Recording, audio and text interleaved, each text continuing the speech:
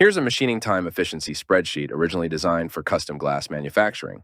I found it valuable to share with the community. It features fields for order details like name, quantity, machining time, and setup duration on the left-hand side.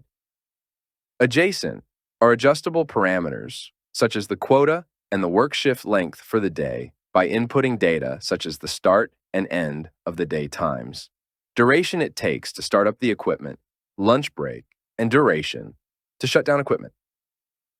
In the results section, users can monitor key metrics: workable time, prep work, inactive machining, machine time, setup time, time between pieces, AVG machine time, AVG setup time, time per piece, setup efficiency, active machining efficiency, quota completion, and total quantity.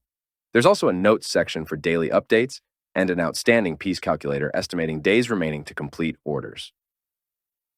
Monthly statistics track daily panel and/or item count, active machining efficiency, and time between pieces. These metrics are accounted for on a daily basis and summed up in monthly charts, so performance can easily be evaluated at a mere glimpse. There is also a total piece counter at the bottom to monitor how many items have been machined so far.